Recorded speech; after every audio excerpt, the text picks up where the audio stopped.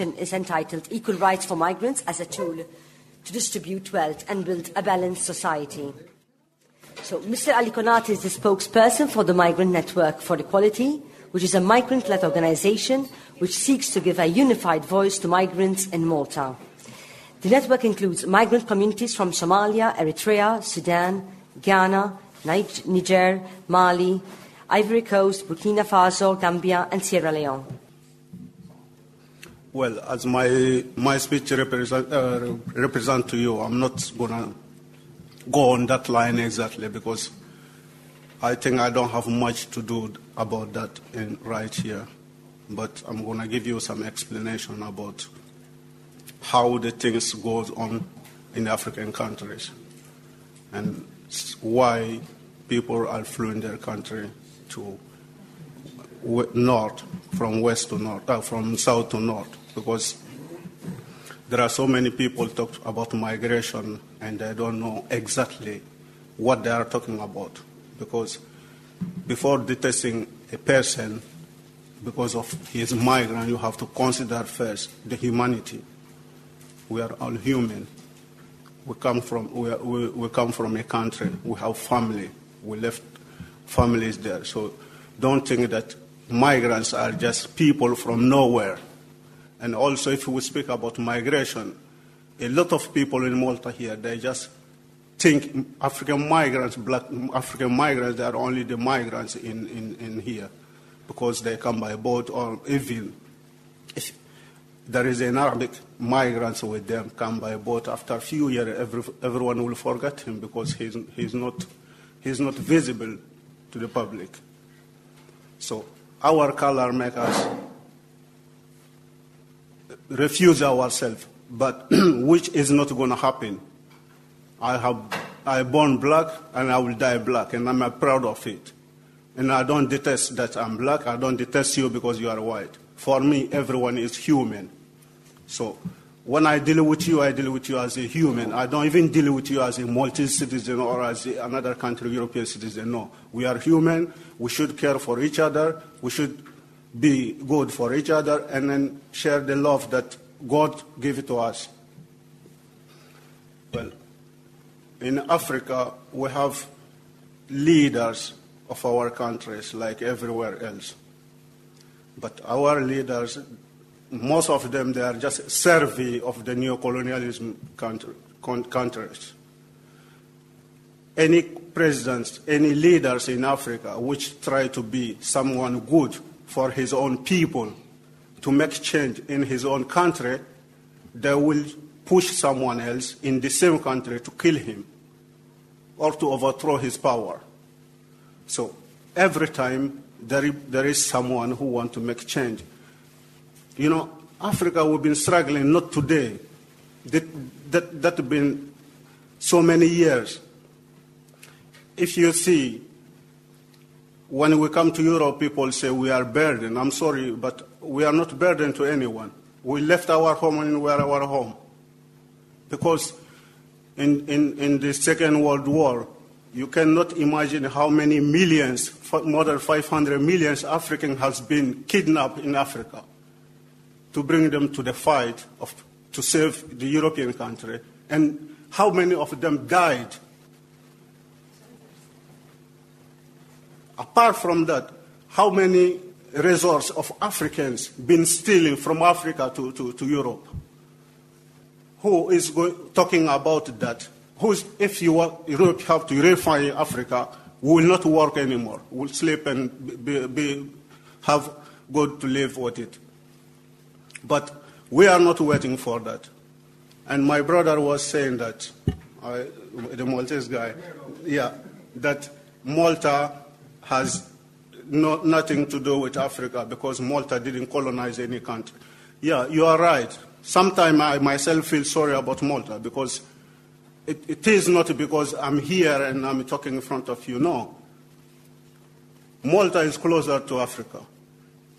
And every invasion from Africa will reach Malta or Italy or Spain. But Italy is a part of the corruption in Africa. The dictator leader in Eritrea, He was the Italian government best friend. When there is a civil war in Africa, who is making the gun for people to kill each other?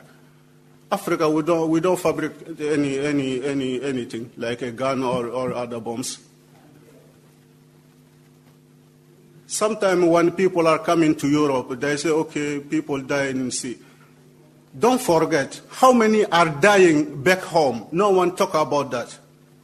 Because if they care about that, they will stop corrupting our leaders to make feel love for us. If there is an European go to Africa, he got accident or something happened to him, he died, his country will want to know why he died and what caused it. If the country that where he died is their fault, then they will ask for claim. But which African in Europe life is considered to that limit? No one. We die, and that's all. So sometimes when you want to talk about things like this, I mean, I've been here now, soon going to 12 years. But I never ever ask anyone that I want to stay sleeping, you help me. No. I've been here. When I finish my detention, I've been working till today. I'm working. I pay tax because I know I'm in a country, there is law, and I should contribute to the society that I'm living, and I make myself part of it. Because when there is issue, don't just deal with the issue. Try to deal with the system. Because when you deal with one issue, another one will occur. But when you attack the system, then the rest issue will be solved. And as well, if we come in Malta here for migrants integration, sometimes it's difficult for African migrants to integrate themselves to Maltese society. Because you want to make friends with someone who will reject you because he does not know anything about you. The political in this country is very, very powerful. So there is no one who is trying to learn about African history. If you ask Maltese, what is the African geography, like which country you come from, believe me, some people ask me, I just tell them I'm from Africa, and no more question. Because that is what they tell them. They are Africans fighting their hunger, they are killing each other. And then people know us as a troublemaker people. We are just troublemaker for them. But yes, because that is what we've been taught. And our equality for people, it will never happen in this world unless everyone loves each other. Because there is even inequality between countries, between continents. So when we deal with those things, then we can deal with equality between human beings. Because if you consider my country as a country and you consider my people as a people, what you will not want to do to yourself, you will not want to do to someone else. Imagine if you go to someone's family and then his grandson, his first son is there and you just slap him. You will tell them why you slap him. If not, then you will not get out of that family because they will show you why and how strong also they are. But in Africa, no, because we are not considerate. We are not considerate. Who is going to consider an African as a human being, has right to live, has right to travel, has right to freedom of speech, and has right to move wherever he wants? It will never happen. If you are in Africa, you want to go somewhere else, they ask you your bank account. But believe me, any European want to go to Africa, no one asks him because everyone thinks that he's going to help people. No, we don't want any help. Believe me, we don't want any help. We have enough. If you leave what we have, we'll deal with it and we'll make it ourselves better. But you are stealing from us and then you tell me you want to help us. It's lying. It never happened like that. People should respect each other. People should love each other and consider a human being as He has a right as every human being, no matter where he is from. When we go back to 1950s, Kwame Nkrumah in Ghana, he was trying to make a change. Who overthrew his power? The military coup. And that was supported by CIA. Why? Thomas Sankara in Burkina Faso was killed by his friends, which he considered as his brother, because he said that if he wants to betray me, I will accept him to betray me. He can kill me, but I will do nothing to him. People call him the leader of the poor people, because he will tell the ministers, listen, your Mercedes, stop it there, and running with the Renault 5. He himself died with only one bicycle in his house and a luggage. When he goes out, he goes to young people, play football with them. As a president who, after his work, going in the city, know what is happening there. During his governance, Burkina Faso changed in 5 years. Instead of importing the food to there, they were exporting out. And then people say we are poor.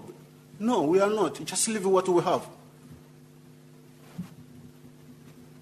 Right now, not long ago, the president of Ivory Coast, Laurent Gbagbo, the water system and electricity system in Ivory Coast belong to the French people. He wanted to make change on that. That's why the Sarkozy attacked him in his office. I'm sorry, but the time is over. So, no, I mean.